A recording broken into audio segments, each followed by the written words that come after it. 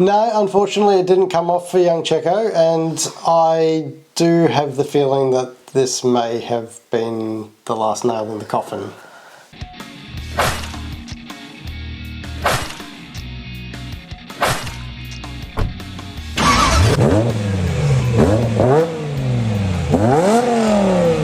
Welcome to the Valve Bounce. My name is Steve, to my right is Damien, and we're going to be discussing the Mexican City Grand Prix. Kicking things off, Max Verstappen, 16th win of the year, Damo. Record, new record. New world record. I feel like that's kind of like the title of Max's book, isn't it? New record, just smashes them all the time. Yeah, pretty impressive.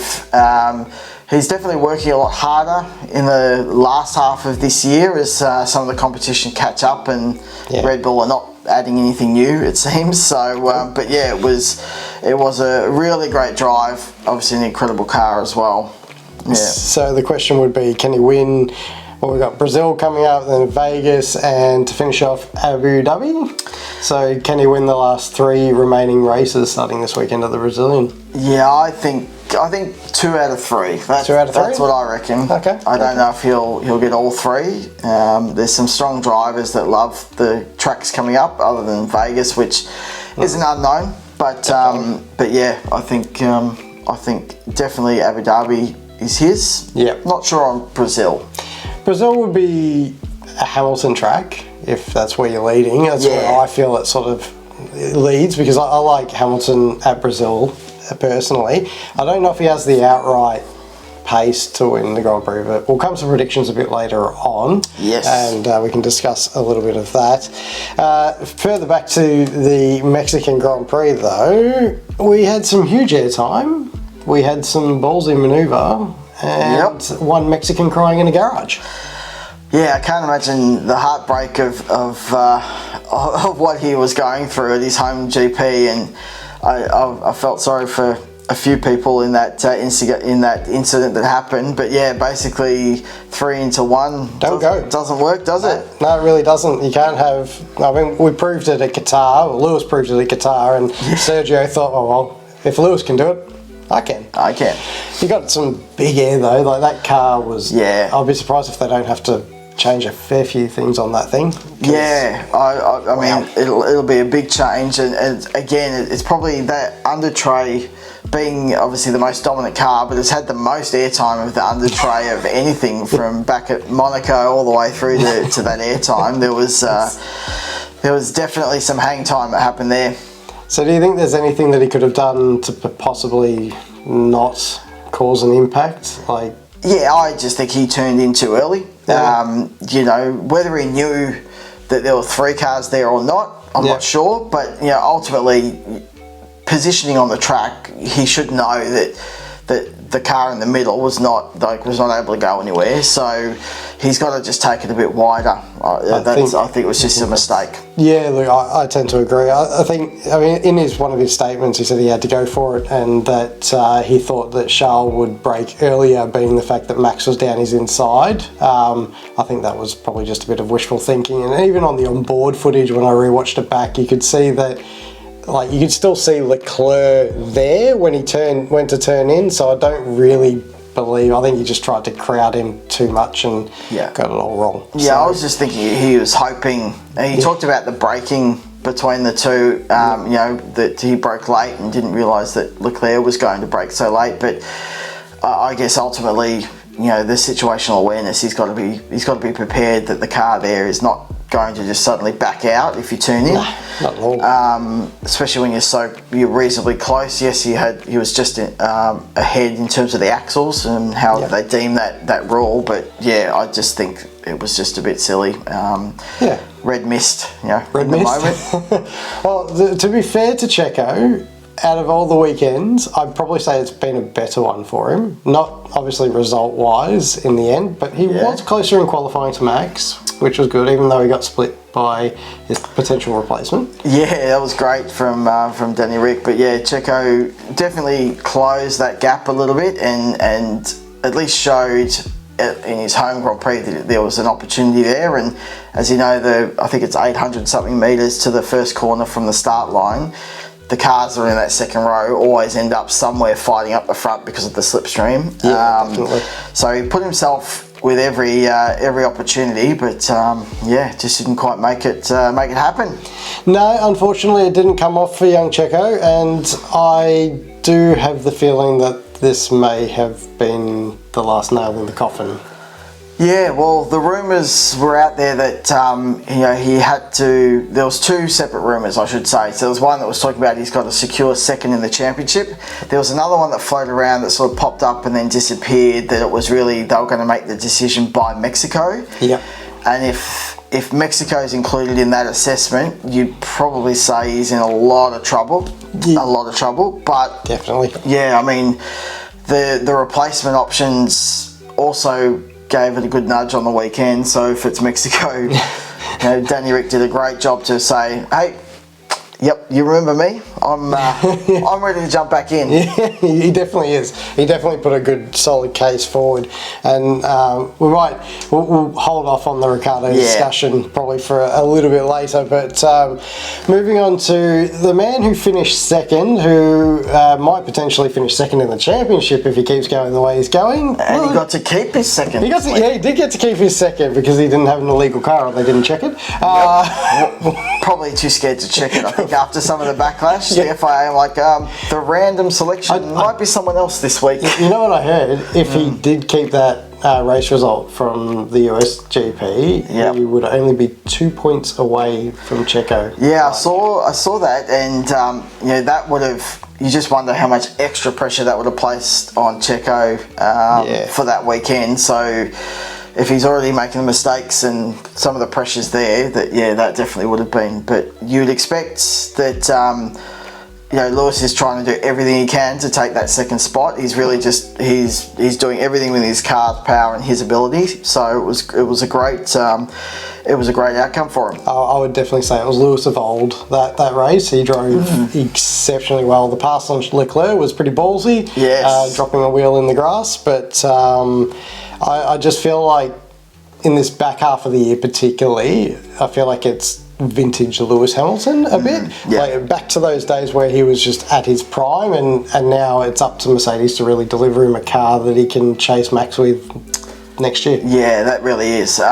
Just a quick side note, even Max in the post, what do they call that room? The post-race room? Press conference? Yeah, he was watching the pass on the grass, and even he gave a little bit of that was impressive. So, to get that kind of nod between Max and Lewis, they don't have any love lost at all. No, it was quite impressive. But you're right. Just the old Lewis just coming out strong and really showing that, okay, I'm not done yet. The 8th championship is still what he wants and still driving him. And as he's getting closer, you can just see he's just really pushing the car and the team. Well, he's definitely he's left his teammate for dead, hasn't he? Like, Russell has really struggled this year in particular, but I mean, he put up that little fight at Suzuka briefly, but he really hasn't been able to get anywhere near him.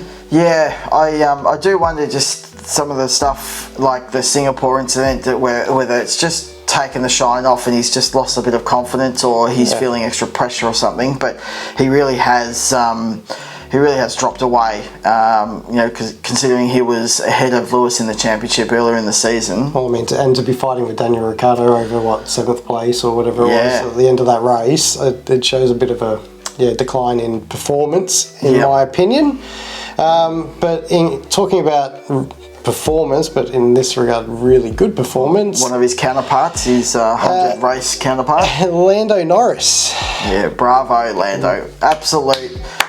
I mean, we can talk about how he's been the bridesmaid for so long. Yeah, he definitely hasn't won a race yet, but.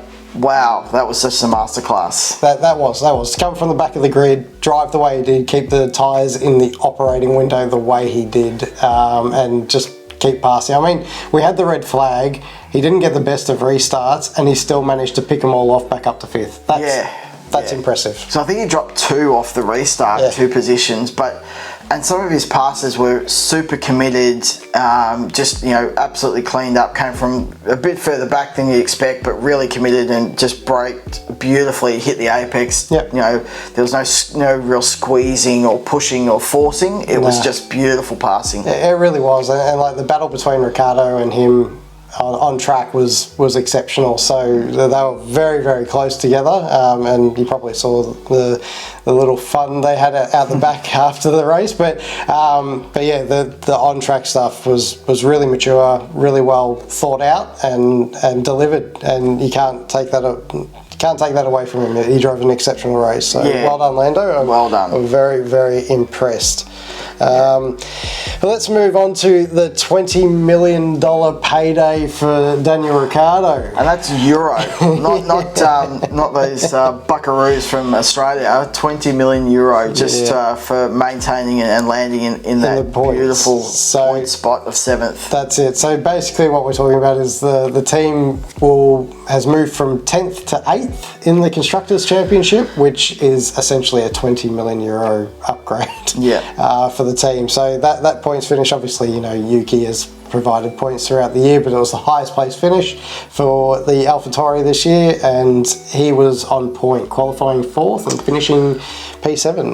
Look, he does love the track, and that is, that's something that is always of benefit. And listening to some of the reports and the feedback that's happened post that race, that really the hand injury that happened in the Netherlands really set him back. He was aligning the car to be more of his style, where he can actually point the car properly with the nose, and that sort of got set back because you had Liam Lawson who came in, who did a marvellous job, but the car development stopped going towards what Daniel wanted.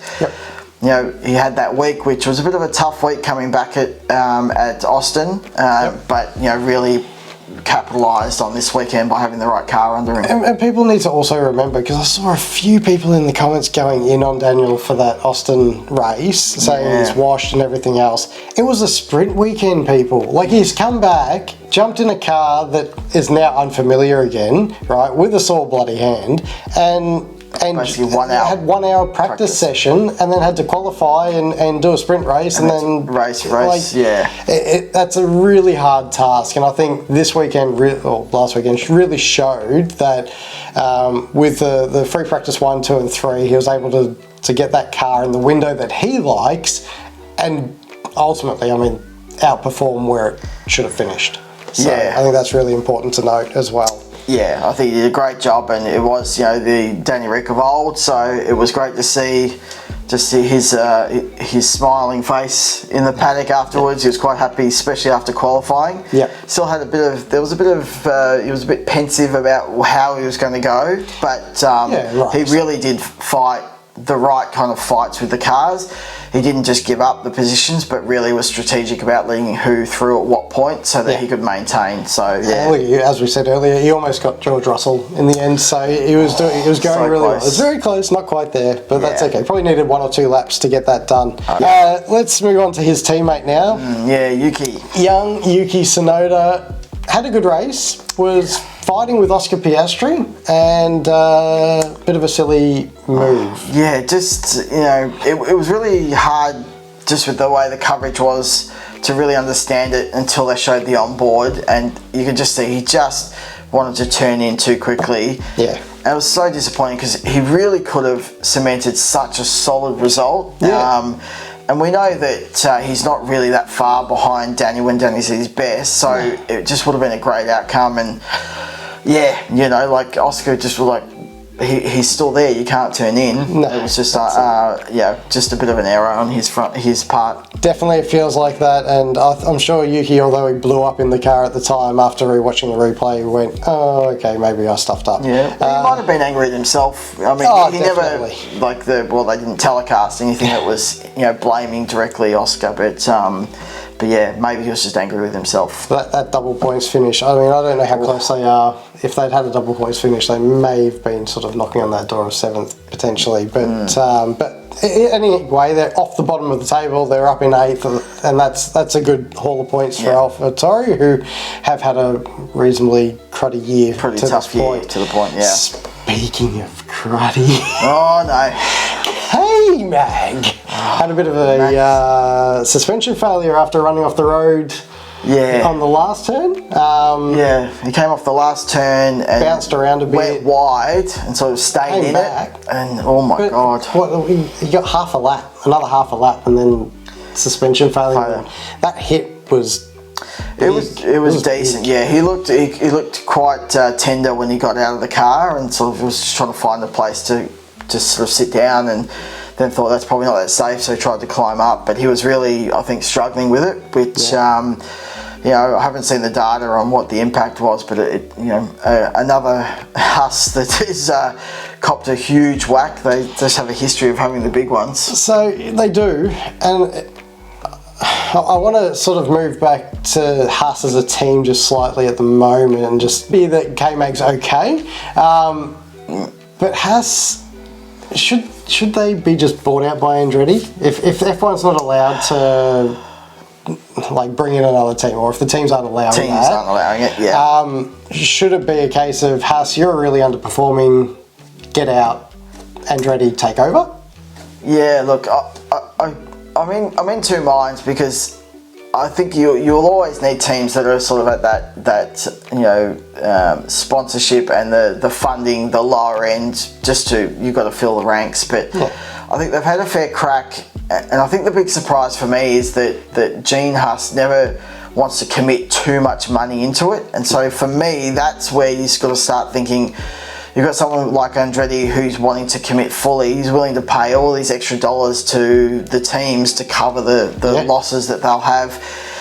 That sort of commitment, you don't sort of get that from Gene. And so it really is, it's a good question to ask. At what point does F1 say you're just not giving it enough? Yeah, I mean, you got to want to be there, and I mean the two drivers at the start of the year, or start of last year, I guess. Yeah. They were really buoyant and up and about, and okay, we've got these fixes and that, but they've had that massive upgrade this year. That was apparently the biggest upgrade Haas has ever brought to the grid, and it's done absolutely nothing. Just really, really hurt them. It was a downgrade almost, wasn't it? Oh, yeah, it's just kind of like the Aston Martin route, isn't it? Really, like when you go from, although their drop from grace or fall from grace is much greater, because they started P2 podiums. Yeah, they were on the podiums. They had P2. Now fighting for what?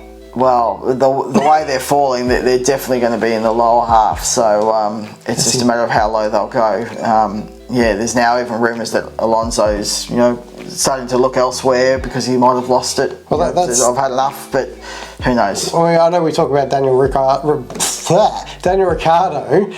taking over that seat of Perez's, but there was a rumour that did float over the weekend that one young Fernando Alonso was destined for that seat. So where there's smoke, there's a little bit of fire. Yeah. Hopefully not too much, because I'd much rather see Daniel in there than a 43-year-old Alonso. I'm sorry. You're right.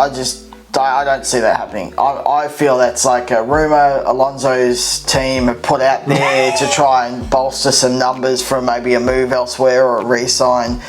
Can you imagine Fernando and Max? Yeah, I can. No. I can. It'd be great for us. I can't imagine it happening, but I can imagine it, and I can see what would happen. Oh, explosive would be... would it be a descriptive enough word to use for that relationship? A fiery Spaniard and a fiery Dutchman. Can't imagine it going wrong at all. Yeah. It'd be great for Lewis Hamilton or anyone else who's at the front. I mean, if McLaren managed to bring a car next year that was fast enough and Alonso was in there and they were bashing it together, who knows what could happen?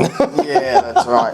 But I mean, this all stems from Aston's fall from grace, really. That these rumours seem to kick off, and it is such a fall, as we say. Yeah. To be on podiums at the start of the year and battling for the last places. Definitely. Stroll is really disappointed. I think he's gotten worse. You know, he had that injury at the start of the year, came back and he was super strong. Yeah. He was, getting the results. Yep. And then has just absolutely faded to nothing to, I don't know, a tennis player or something. He wants to go play tennis now or something along those lines. But please. But the interesting thing is that I feel like this all started to fall apart when there was a little bit of a rumour that Lawrence was putting the team up for sale.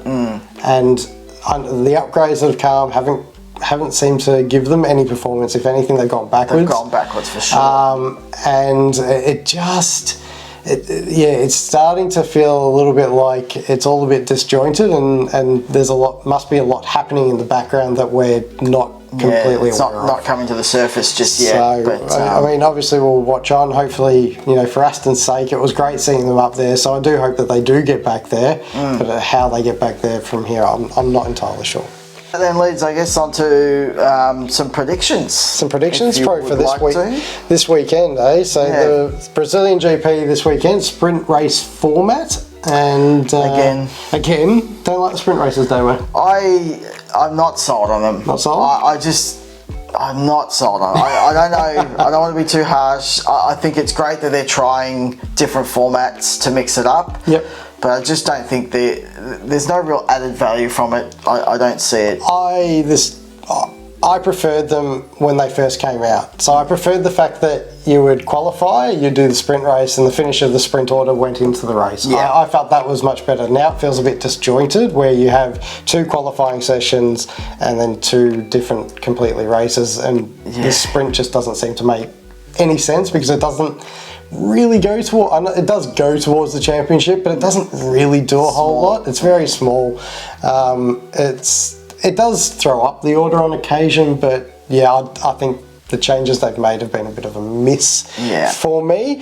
But we do have it this weekend, so we're looking at who can get pole position and who can win the race. So I'll start off with who I think in the shootout. The sprint. The sprint shootout. The sprint shootout. Gotcha. Okay. So for me, ready? Drum roll, please. I'll go with third first. I'll do third. So in third, Lando Norris. I think the package, the McLaren car, is going to work well there. I think it'll be okay. It's perfect ideal track because it is a bit of a slower corner track, and that is where they do struggle a little bit. But I think they thought they were going to struggle more in Mexico than they did, and I think they're actually improving more than they say. Yeah. So I think they'll still be there or thereabouts. So I think Lando for third place because he is a good qualifier. Yep. Second, Max Verstappen. Max? Yeah, Max in second. Not going to get the win. Look, no, well, not the win. Pole. Pole. Shootout mode. Come on, mate, get to it. Second place, Max Verstappen. I think he'll do all right. I just don't think he'll have the out-and-out pace. I don't think he'll switch the tyres on quite so quickly. And for P1 as pole position, I'm going for Lewis Hamilton. Oh, what a surprise. What a surprise. What do you mean, what a surprise? I'm not a Lewis Hamilton fanboy, but it is Brazil, and he does love that track, so I just think that if there's any given weekend that he's going to pull it out of the bag, this is the one. Yep. Well, my top 3 is almost the same. So I'll go in reverse order and I'll tell you my surprise at the end. Okay. I think Hamilton will come in first. Ooh. And get the pole position. Pole position. Same. I think he's on the drive at the moment. He's absolutely caning. He loves the track. Definitely. I think he'll make it work. Mercedes will be good there. Verstappen in second spot. No doubt he'll always be up there, so we just got to put his name in there. So I haven't seen anything different here yet, mate. But in third, I just think after his performance last year, he seems to really go well at the track. Okay. I think it's going to be a form changer. It's going to break the flood banks open. Yeah. And Russell is going to take P3. Georgie boy, back on the not podium, but top 3 for qualifying. For the sprint quali. And really, it was just a bit of a roughie on the outside because it can't be exactly the same. I think Norris is going to have a good shot at it. But yeah, I think Russell did well there, so let's see if he can break his form. Well, I think if it was going to be any track, it's going to be this track, because last year he did get his first Grand Prix win there and his first sprint race win there, so I think you're probably close to the money, so we'll see what happens on that. Alright, so moving forward onto the race, you can keep your predictions rolling there, Damo. Right, and what do you think we're going to get out of the sprint race? So the sprint race in 3rd spot, I think Norris is going to come. I think he's going to do it. I think the longer format gives them the opportunity to kind of use their strategy to bring the car forward. Yep. And so I think Norris is going to be on the podium again. Okay. And for P2? Second, Max Verstappen is my tip. I feel like he's going to be there or thereabouts. Okay. But you're just not. I think the strength of Hamilton. He's going to take the win. I think he loves the Brazil track at Sao Paulo. So, yeah, my top 3: Hamilton in 1st, Verstappen 2nd, Norris 3rd. Okay. So Can you be any different to me? I have gone a little bit different to you, Davo. Just got to mix it up. Got to mix it up just a little bit. So my prediction for the sprint race is that Hamilton's going to get ahead of himself just slightly, and he's going to have a little bit of probably come to bangs at turn 1 or turn 2, and it's going to drop him back a little bit. It's going to allow Norris to get up to P2. Right. Hamilton's going to finish P3. Okay. But Verstappen, with his out-and-out pace, will take the win. That's my prediction for the sprint race. So Norris in P2, that's pretty bold. So, it is bold, but as I said, I feel like, Hamilton and Verstappen on the front row is my prediction for the sprint race. So I just feel like somehow they're going to come together, and it's going to just push Hamilton back a little bit, and Verstappen will probably drive off into the distance, and it'll annoy me.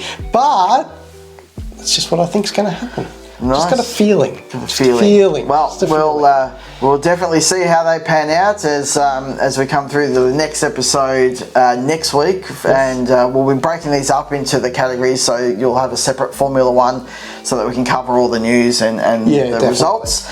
But put a like and click the subscribe button if you've enjoyed it. Thanks for joining us on this one, and we'll see you next week. See ya.